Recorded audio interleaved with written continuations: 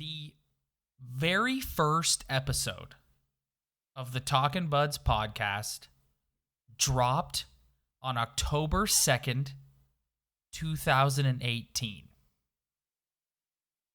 The reason why I bring that up tonight, Ryan, is because in the 22 months that we've been doing this show, I don't think I've ever been more fired up to do an episode than I am right now. That gets me absolutely fired up and on cue. PBR. Yeah, baby. Let's go. So, when we were teeing up this postseason, one of the things we continuously talked about is if the Leafs get eliminated, this city is going to go crazy. It's going to be Leafs Nation dialed up to 100 like nothing we've ever seen before. And that's exactly what has happened since Sunday night. And Ryan, I don't know about you, I've been on this roller coaster ride with everyone. I have thought about this team up, down, and sideways, all aspects. The stars, the front office, the depth, the defense, the goaltending. You name it, I've thought about it, and I've been upset. For 1 minute, I'm upset at the Stars. And the next minute, I'm upset at the crappy defense. And the next minute, I'm upset at Kyle Dubas. And then the next minute, I'm upset at Freddie Anderson. And it's been a roller coaster ride. Like, I never remember in all my years being a Leaf fan being this just, like, it's totally taken over my mental and emotional well-being. This is the conversation I did not want to have. This is why I didn't want them to get dusted early, is because this has been the conversation forever. And I want to take this episode to try to leave my Leaf past, my jaded past about everything that's happened to this team behind, and try to analyze it as just a season-to-season type of thing and what they need to do to improve next year instead of bringing up the past. But it's really hard when they get dusted early, and it's every year. It's just a conversation about a GM or a coach that needs to be fired, or an owner or a player, and we're back again. And it's like when they almost lose, or when they do lose, I get so, I almost just want to I didn't listen to any radio the next day. I did not want to hear anybody talk about it. I didn't want to hear a thing. I needed a whole day just to digest it. And after Dubas's comments, it's kind of, I think I'm ready to finally release the takes. So, we're going to talk about the 2019-2020 season holistically, and we're going to talk about the roster. For the bulk of that season, there were some tweaks along the way, like the Kyle Clifford edition, Jack Campbell, but we all know who we're going to talk about on this episode.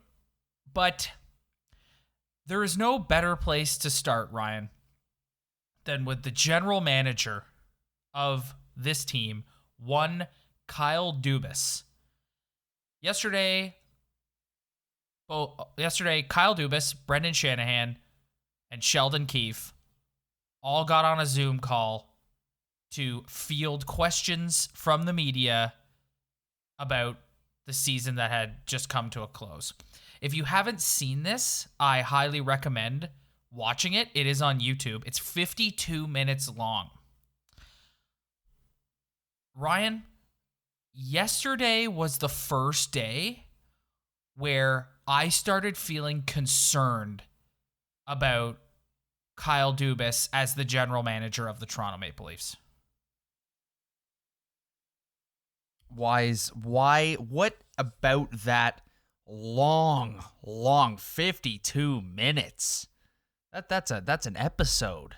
It is an episode. What happened in that to make you feel concerned? So, one thing we've learned about Kyle Dubas, especially since he's become the GM of the Maple Leafs, is he's a player's GM. He's going to protect his guys.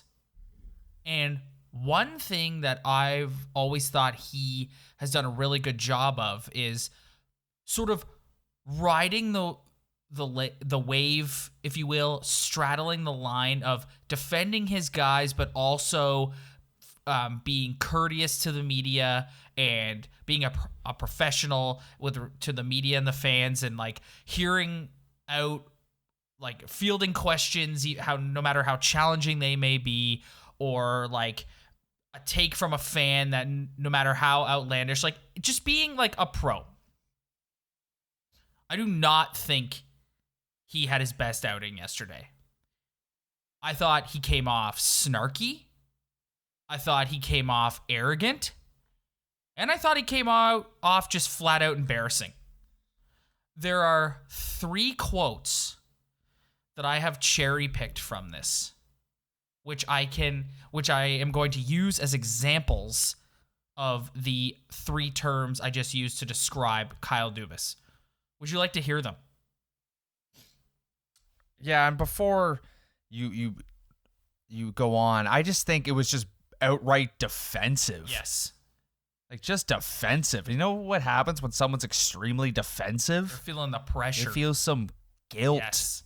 And some pressure and just feel the need to say what they need to say to get people off their back. I just thought he didn't come off very well yesterday. I thought, he came off defensive, and he came off like an idiot. Like that's I don't know what other way to say it. Like I was. All right, let's hear the quotes. Okay. Let's see what you got here. Okay, so anyone who's followed the Leafs on social media since Sunday night, and quite frankly since Game 1 of the series, actually no, quite frankly since last offseason when he was in contract negotiations, is well aware of the amount of heat Mitch Marner has been taking. Us on this show have gone after Marner a couple of times for performances.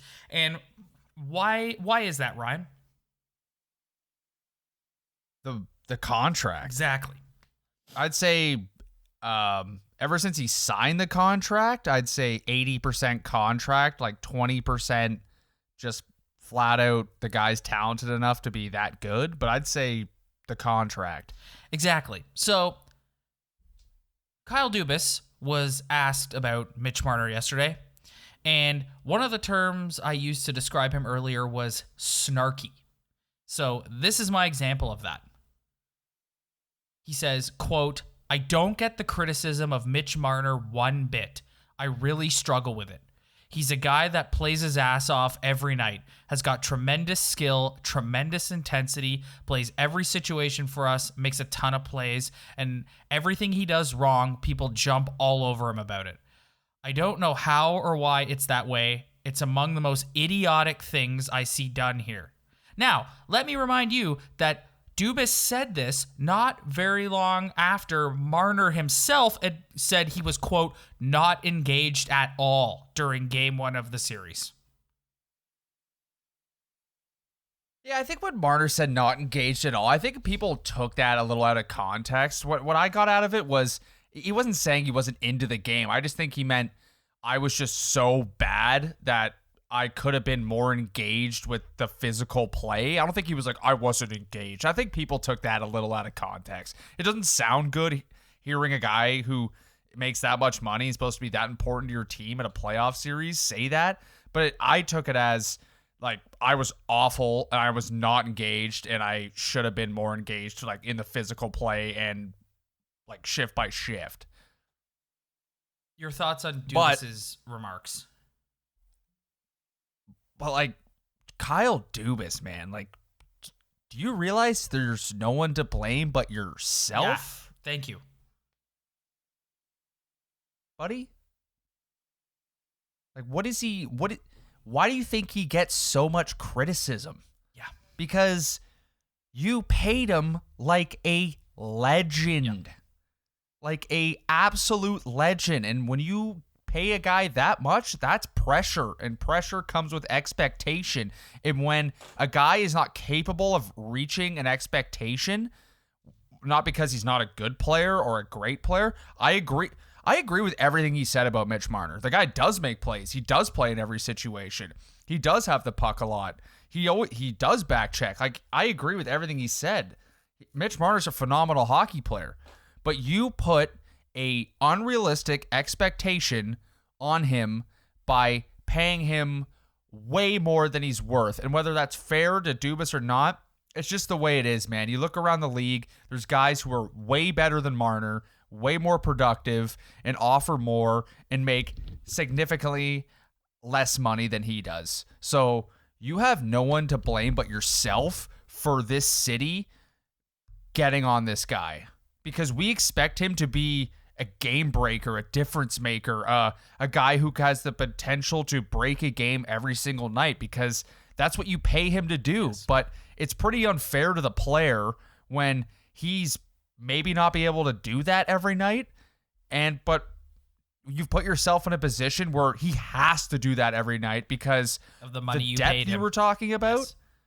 Like, just gets destroyed because it's too much. And I don't know if you heard him later on Tim and Sid, but he emphatically said trading Mitch Marner is not going to happen. So, like, I'm not, like, listen, I've gotten emotional in the past and said they should consider it, but realistically, I think we all knew that wasn't going to happen. No. Yes. No, I did not. I don't expect that to happen. And to be honest with you, I don't know how much you would get for the guy anyways. Oh, on that ticket? Oh, no. On that ticket for what he provides, it's the guy's a hell of a hockey player, man. He's if he really played a great 82 every year, he's a 90-point guy. He's an elite point getter. But you can't expect us to not get on the guy when he admits in game one that he just wasn't engaged and he wasn't very good. And he is the definition of the problem with the Leafs in the postseason. Like, not adjusting to quote unquote playoff hockey. Like, skating around the offensive zone looking for the perfect pass and the beauty setup. It's like, dude, your season is on the line. Like, we don't have time for this. So I think he's just that's small, where the heat man. comes from. Yeah. Just a small dude who can't make a giant impact unless he has all the things going, which he's capable of doing. But it's just, what other quotes do you have before I get too ahead of myself? The second word I used to describe Kyle Dubas was arrogant. This quote I'm about to read is coming from Justin Cuthbert on Twitter, who's a great follow, by the way. Highly recommend following him. Dubas says, so talking about Cody Ceci, I should tee this up a little better. So asked about Cody Ceci, okay? We all know how this city feels about Cody Ceci, all right? So asked about said defenseman, Dubas says, I know he's much maligned at times, and he certainly doesn't have the same levels of puck skill. But the value we place on defensemen and within the metrics we use, he's looked at far differently. More data would point towards his value. So, you, Ryan, the educated hockey fan, are an idiot, and all those giveaways and turnovers you saw were a mirage. And if you had the internal data that Kyle Dubas has, we'd see a totally different game night in and night out. Yeah, you're right. That's just flat out arrogant. I'm sorry. You put it what? Like that. What?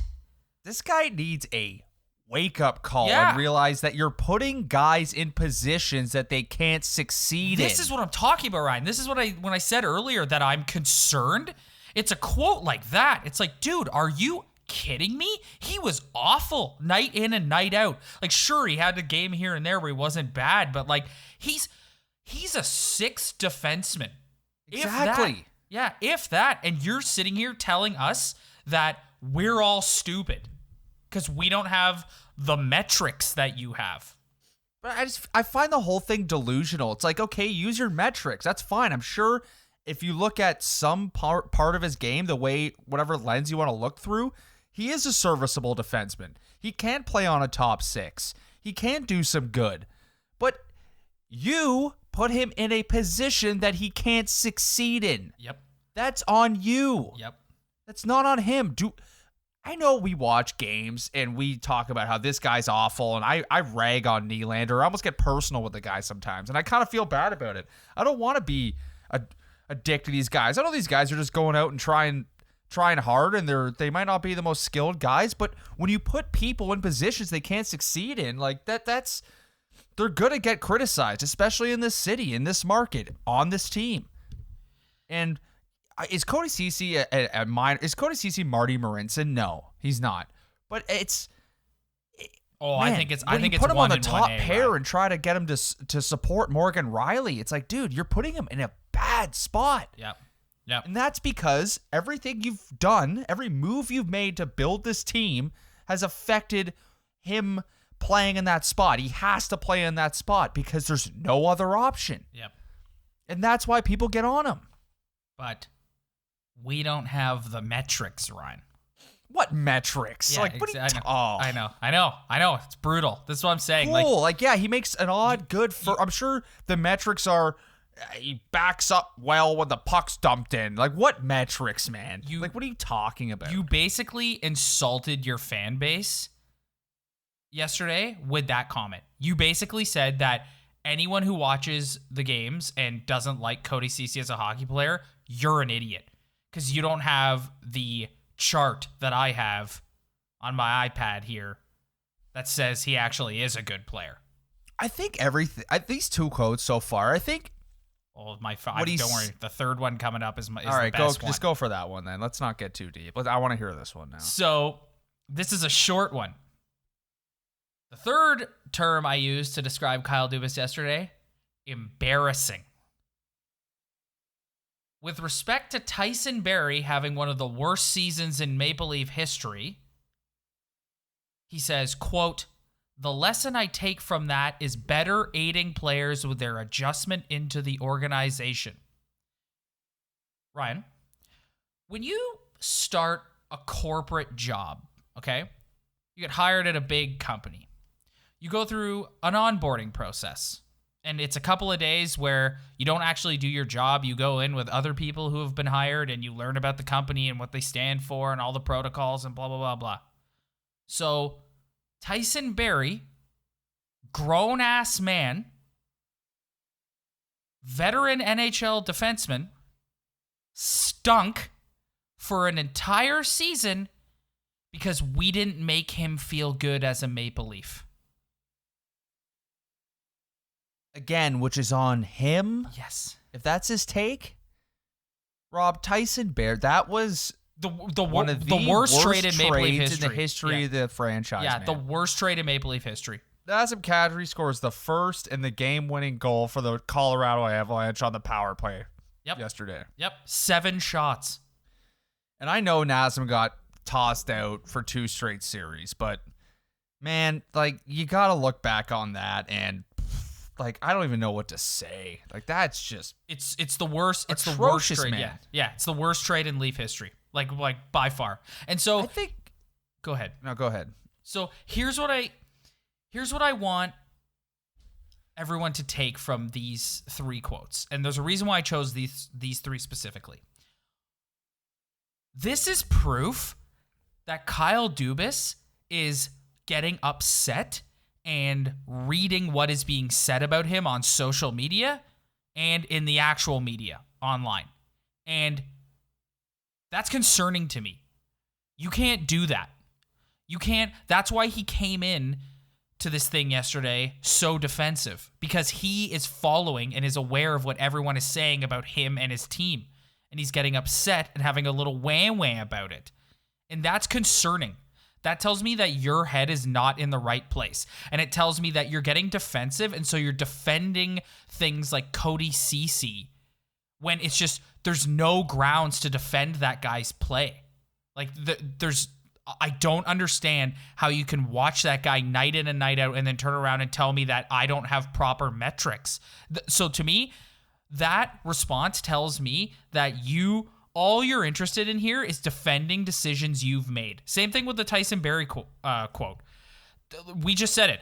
Kadri for Barrie and Kerfoot is one of the worst trades in Leaf history, and he knows that that's what people like us are saying on social media, and that's what the Jonas Seekels and the James Myrtles and everybody who covers the team might be saying. I don't know if those guys specifically are saying it, probably not, but people who cover the team in the media are calling into question some of the moves he's made, and he's aware of it. So to me, that's concerning. I feel like your job in that position is you can't be over emotional. You can't be a fan, okay? Like, we can watch a game and we come on off. Like the last episode we had, I re-listened to it. I sounded like an idiot because I was just so pissed that they lost that game, and I was kind of at a loss for words. I couldn't believe that they lost. And when you're a general manager in this league, you can't be like that. You can't be over emotional, either on a good side or a bad side. If I'm going to have an honest conversation with Kyle Dubas, does he need to go into that press conference and go the complete opposite way and be like, oh, this team, like, the sky's falling, this team's awful? No. Like, no, he needs to have some optimism. Exactly. I get it. Exactly. And, dude, I don't think anyone expected him to get on there yesterday and go, this team sucks. We've got to trade one of the core. We've got to do something. Like, no one expected him to do that, like to run anyone over with the bus, okay? But yeah, but there's nothing wrong with coming out and saying, we need to make some changes. This isn't good enough, right? But he didn't do that, man. He didn't. Like, he doubled down on their philosophy and said, we believe in what we're doing. And all he did was point to inconsistency. And it's like, the team is inconsistent because your defense is awful. Problem. Yeah. That's not just if we fix the inconsistencies, that's a huge problem. Yeah. And your team is that's inconsistent. One of the biggest problems a team could have. Exactly. Your blue line is awful. Like, I don't know what to tell you, man. So, like, it was concerning, and the only guy yesterday who made me feel good was Brendan Shanahan, because he was saying things like, we've taken a step back, we need to get heavier, we need to get tougher to play against, blah, blah, blah. But Sheldon Keefe and Kyle Dubas both were just like, no, we got skilled players, and we believe in this philosophy, and blah, blah, blah, blah, blah. And it's like, guys, like, your fan base is so upset. Like, this is the time. Sucks. This is a failure. Yes, it is a failure, and it's been a failure. This core has been a failure. Yes. There's no two ways about it. There's no hopping around it.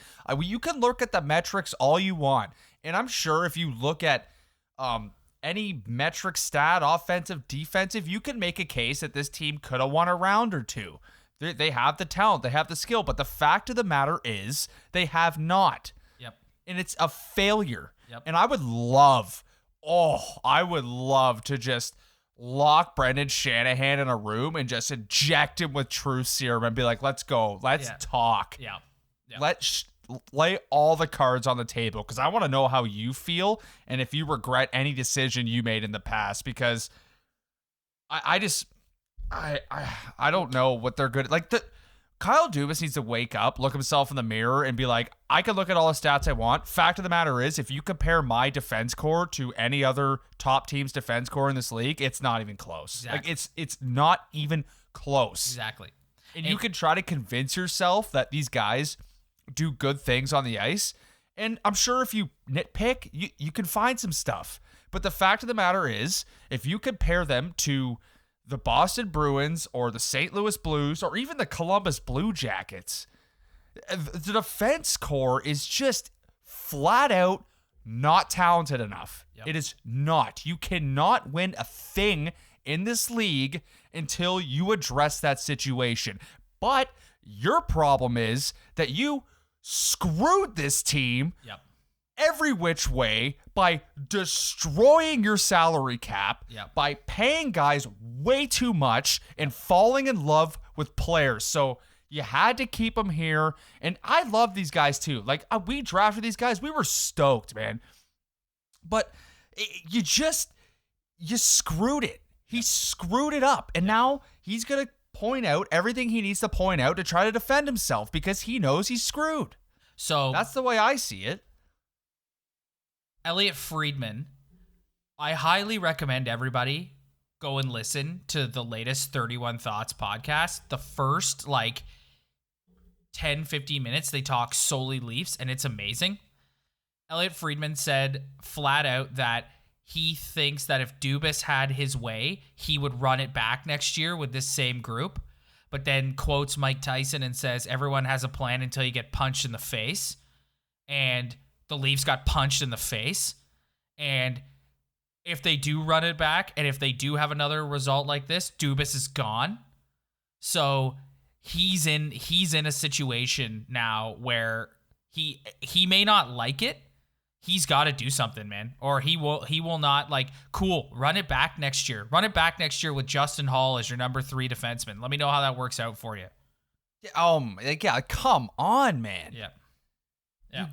You gotta figure something out, but they just put themselves between a rock and a hard place. They can't go out and get anybody. They gotta just hope that they can find these entry-level gems to play on the back end or fill out the depth on the forwards. Well, he was asked yesterday about, like, do you think it's like feasible to win a championship with $40 million committed in 4 guys? And that was another thing he got a little testy about and doubled down. No, it's not possible. It hasn't been proven. Yep.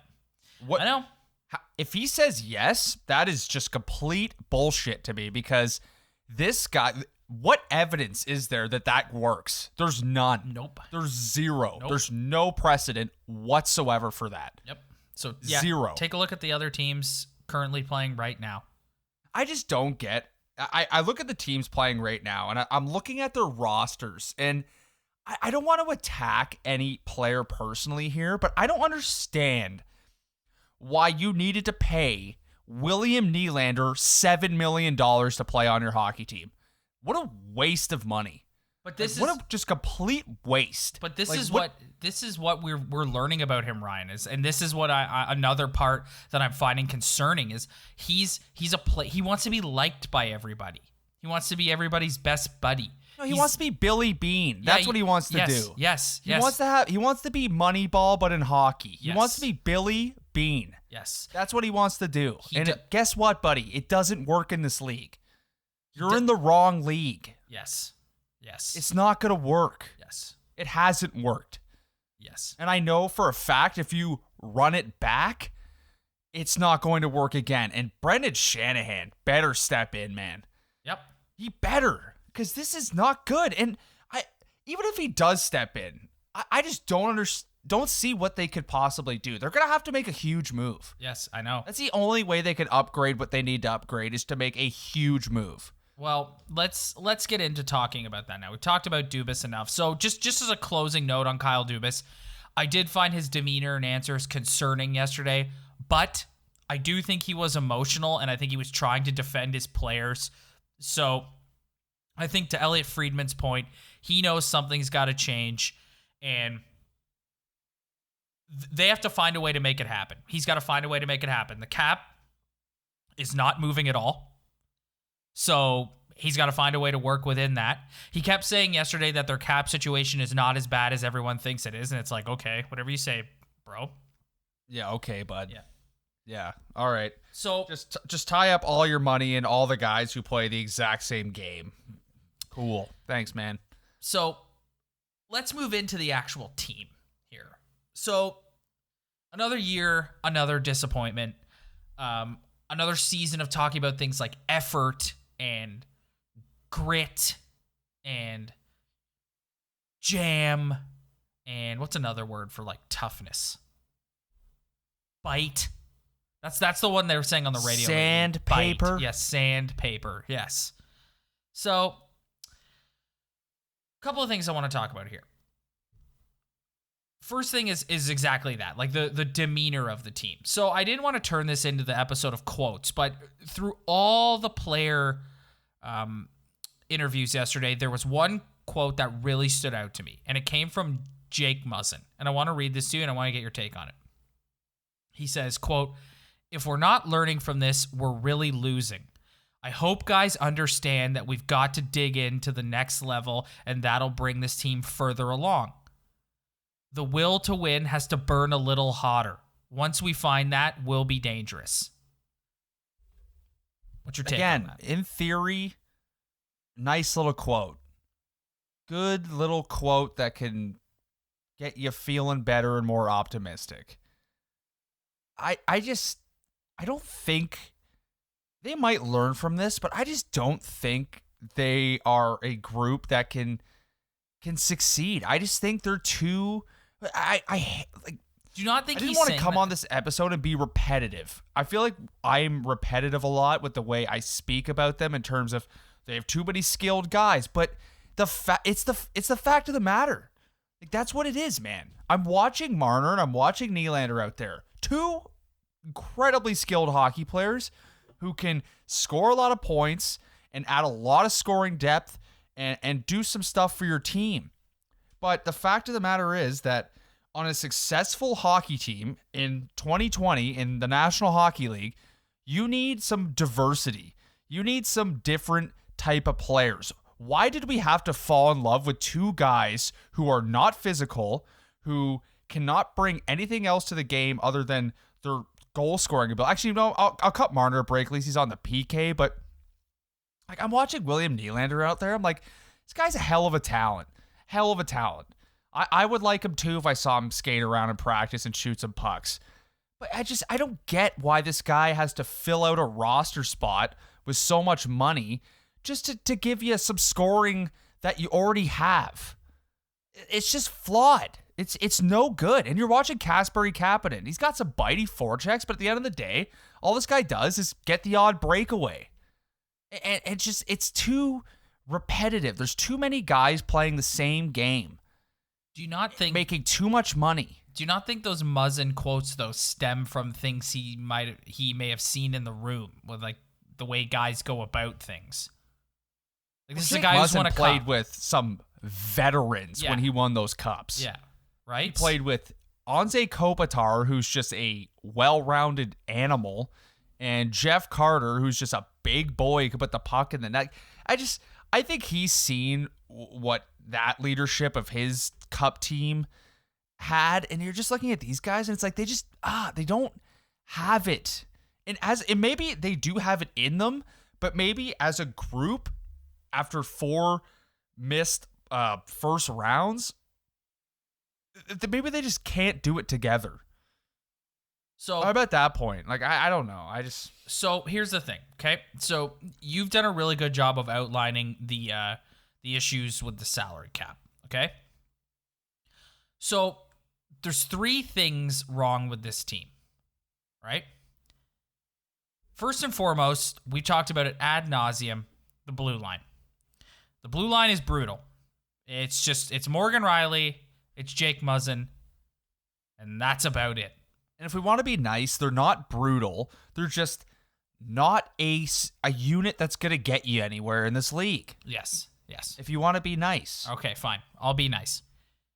It's Morgan Riley, it's Jake Muzzin, and it's a bunch of 5s and 6s. They need to fix the blue line. Now, because of their cap situation, it's got to be money in, money out. So you look at the core, okay? Austin Matthews is the franchise. He's not going anywhere. John Tavares was just named the captain of the team. And quite honestly, at his age and at that ticket, I don't think anybody's going to take him. So Austin Matthews and John Tavares aren't going anywhere. Kyle Dubas said on Tim and Sid yesterday that Mitch Marner's not going anywhere. So that leaves one of the big 4 up front that you can potentially move to improve your blue line, to make a significant addition to your blue line. And I'm sorry, William Nylander fans, but that's just the fact. Like, you may not like it, but I'm only saying this because, like, Dubas said yesterday it's not happening with respect to trading Marner. So that leaves only one major asset left up front that you can move out to fix your blue line. Also, Ryan, I don't think trading Morgan Riley is out of the picture. I don't think I would look at every option at this point. Yes. And so every option. So that's the first point, is they have to improve the blue line, and to get the type of defenseman they're hoping to get, they have to trade an asset. And right now, all signs point to that asset being William Nylander. The second point I want to make is this farce that this team has such depth. We saw in Game 5, when they loaded up the first line, what happened to the rest of the lineup? Nothing. So it's time to look at moving your Andreas Janssens, your Kasperi Kapanens, to see what you can get back for them. And do I think you're going to get some huge mega star back for them? No, of course not. But it's all about changing the DNA on this team. Yeah, 100%. And Ryan, I'm going to throw something out at you right now, and you're not going to like it, but I'm going to throw it at you. A huge mistake that Kyle Dubas made was he did not deal Kapanen and Johnsson last year. Kapanen and Jansson's value was so much higher last year. But because we waited a year and re-signed them because we had to have them back. Yeah, we fall in love with our players. Kasperi Kapanen has now been exposed as a guy who can't play in the top 6. And Andreas Johnsson has now been exposed as a guy who can't stay healthy. So the time to look at potentially trading Zach Hyman is now, before he commands too much money and while his value is at an all-time high. I'd be selling everyone at this point, Yeah. man. I'm not in love. One thing I am learning, and I learned this from the successful Blue Jays teams, is you can't fall in love with anybody. No. You got to pick one guy who's your franchise, Ryan, and maybe another guy to ride with them. this fan base has a real problem with falling in love with guys. Dude, this city has a real problem with falling in love with people. Yeah. And it turns out the general manager has a serious problem with falling in love with his players. Yeah. Kasperi Kapanen has some serious intangibles and has some serious skills. He is so fast and he can put the puck in the net. But maybe there's something like at the end of the day, he's just a fringe top 6 forward. Well, and what you need to do is try and move Kapanen and Johnsson out and bring in guys who are maybe sort of in that same position, like a bottom 6 guy, but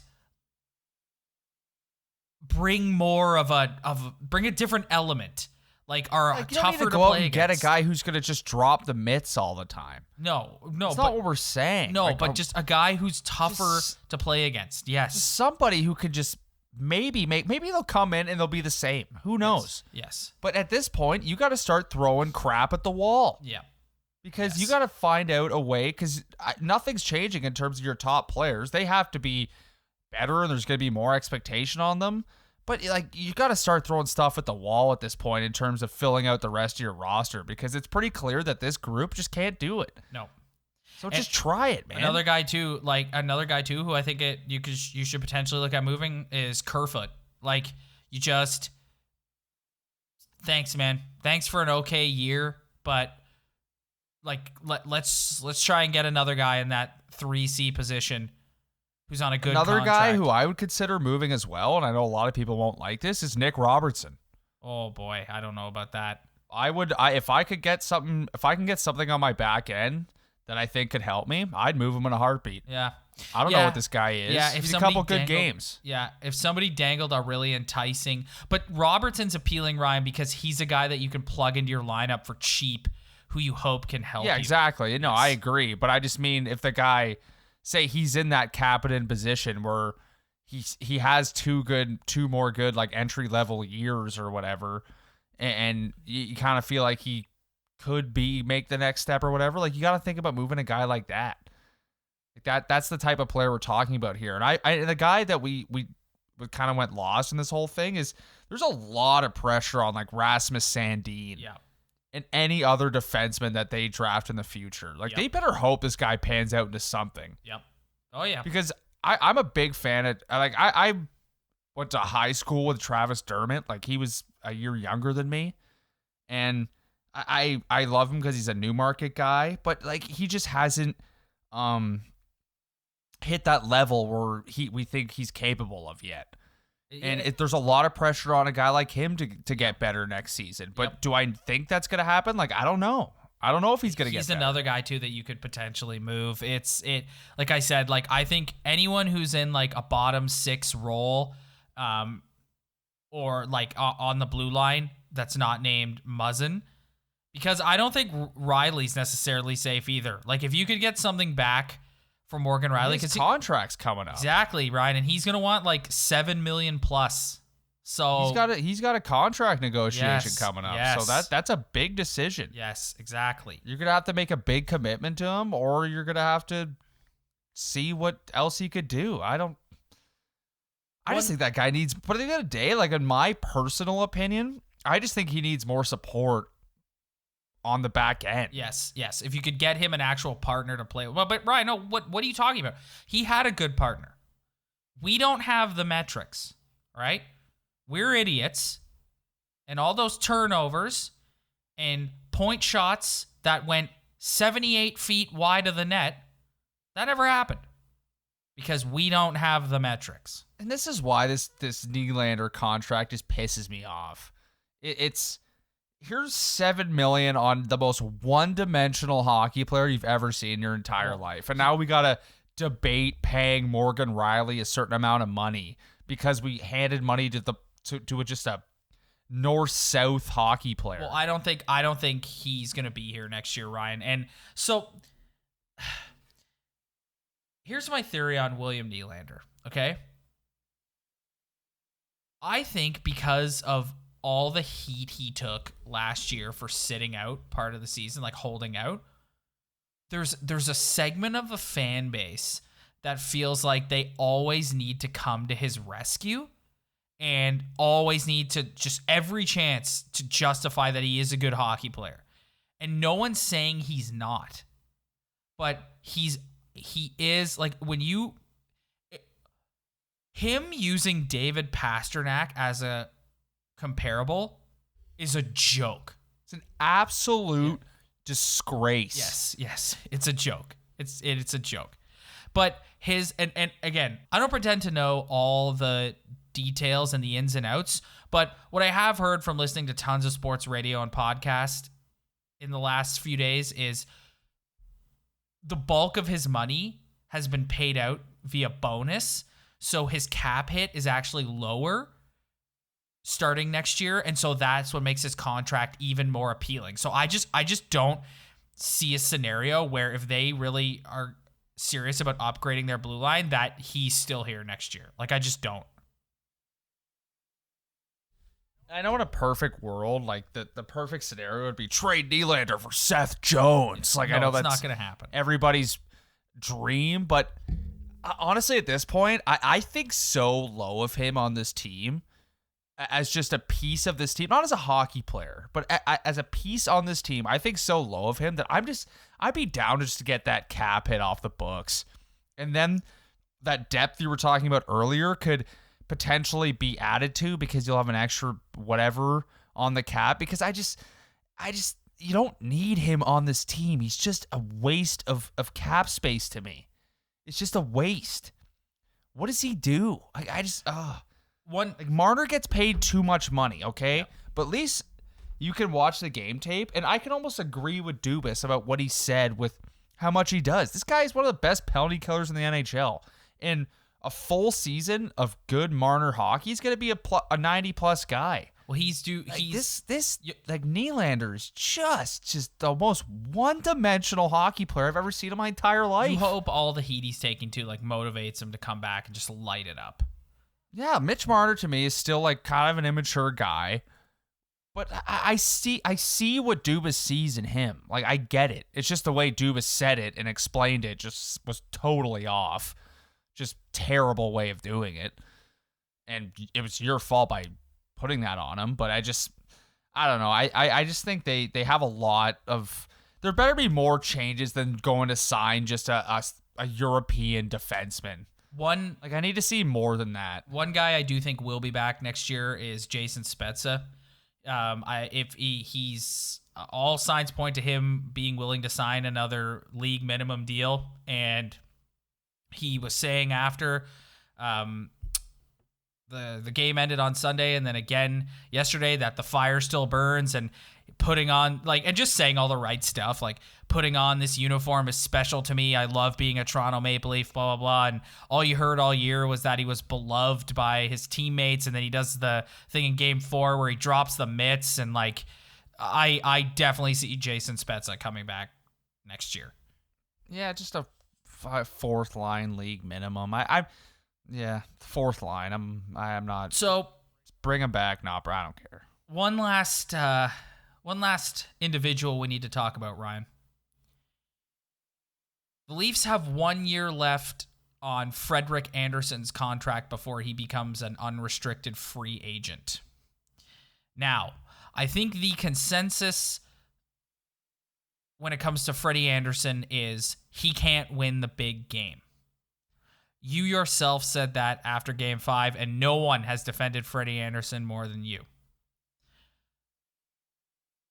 So, here's the thing. I think they are in cap trouble. I think the cap is not going up. I think they have needs that need to be addressed ahead of their goaltending, like the blue line.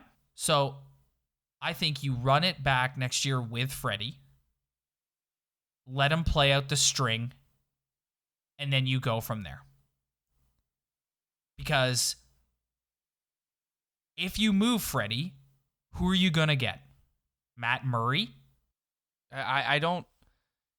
Goaltending is not a need until it's your biggest need. You got to be careful with this, but you don't know what Freddie Andersen is going to command or want, and he might not be able to win a big game, but I remember Vesatoskal, I remember James Reimer, I remember Jonathan Bernier, and I'll take Freddie Andersen over them any day of the week. I think you have to do what you have to do in this league to have a half-decent goaltender, and he can't win a big game, and I would love to see him make a big save and not let in a soft goal in a critical moment, but that's a real tough one, man. Even if I was the general manager of this team, I would have a hard time trying to evaluate this situation. I'm having a hard time right now as a fan trying to evaluate it. It's very tricky. I think because they don't have any developed goaltenders. No. They don't have the kid who's behind Lundqvist, I can't remember his name, or the Samsonov behind Holtby in Washington. They don't have that. They don't have Elvis Merzlikins. They don't have a prospect. They haven't drafted that position particularly well. What about ever. Joseph Woll? That's a tough call. Kazimir Kaskasuo. Yeah, I don't know. I can't even pretend to know what they should do with that. You're just gonna have to play out the next season with him as your goalie, and just try to take a stab at re-signing him unless the offer's just outrageous. Which at this point, I don't know why it would be outrageous because he's really proved nothing. Yes. In his career. In a perfect world, you wouldn't be in the middle of a pandemic. The salary cap would be going up, and you would have more room to maneuver and potentially look at making a trade or whatever. But the cap's not going up. You have him on a really affordable deal for 1 more year.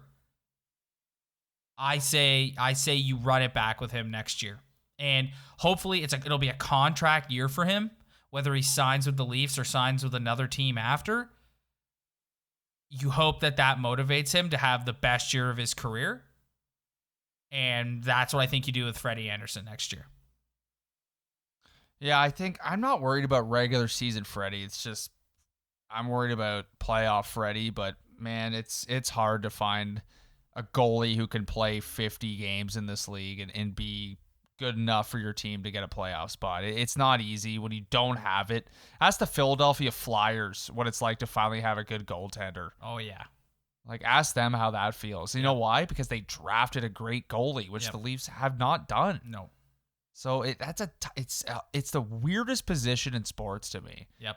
Because once you have a half-decent guy, you kind of just forget about it. But when you don't have that guy, oh, boy, you can't go anywhere. No. No, you can't go anywhere. So they got a Brendan Shanahan has a lot of work to do, and he's got to get more involved and kind of see his vision through. And I don't know. I don't think Kyle Dubas will change any philosophy or whatever. I think he wants to be the hockey version of Moneyball, and I don't know what he's going to do. Well, if he wants to do that, then enjoy your final year as general manager of the Toronto Maple Leafs. That's all I'm gonna say. Like if you get, I can't believe a year later we're having the same conversation. Well, it didn't even make the playoffs this year when you think about it.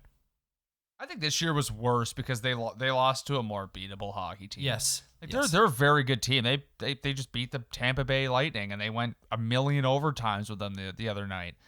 But dude, that's a beatable hockey team. If you're a really good team in this league, you can beat that hockey team. Bunch of low no name dudes making less under $6 million. That play their role and buy into the system and get up for games and yeah. Tell me you saw the slow-mo video online of the Leafs draft lottery ball do like a rim roll around and then fall out before the Rangers ball went up and won. No, I didn't see it. Somebody slowed it down and like zoomed in on it, and literally it was like the reverse Kawhi Leonard. It was like it literally rolled around the rim and then fell down, and the Rangers ball went up. I called that though. I've been telling people that he should go to the Rangers, that kid, and I'm happy he is. Yeah, that's the biggest money drawing team in that country. Man, how stoked was he that he's not going to the Minnesota Wild or the Florida Panthers? And if they did rig that, I'm happy they rigged it, because why wouldn't you want to send the best prospect to your most profitable American team? Yep, 100%. Especially in a league that has no fans. Well, Ryan, so ends the 2019-2020 Toronto Maple Leaf season, man. What a ride it was. I mean, think about all the things that happened since last October. And, not to mention the pause because of the pandemic and then resuming with this tournament. And, it's just, I can't believe, what a ride this has been. It's unbelievable. Yeah, but sadly, it all ends the same way. And as we sit here, we still don't know when next season's going to start. All signs are pointing to, a December, January start. I've heard Bettman kick around the idea of the season kicking off with the Winter Classic, which would actually be kind of cool. But yeah, we don't really know when next season is going to begin. Well, we're going to find out at some point. Yes, we are. Crazy, man. Things are going to change. It's going to be a wild off season, and we'll be around. I don't know if we're going to keep doing the episodes weekly. If there's massive Leaf-related news, we'll be sure to jump on and give our take on it as soon as we possibly can. But just want to say thanks to everybody for downloading, and thanks for sticking with us. It's awesome. We get a lot of great feedback on our Instagram, and I really have fun doing this, and I just want to say thanks to everyone who supports. It's a really fun thing to do, so thank you. Yeah, I wish the postseason pints lasted a little bit longer. Yeah, I know. That's 2 years in a row we've been jobbed out of doing postseason pints. Yeah. It's sad, man. Anyways, we will either see you when somebody gets traded, or we will see you at the beginning of training camp ahead of next season. Thank you, everybody. See you then.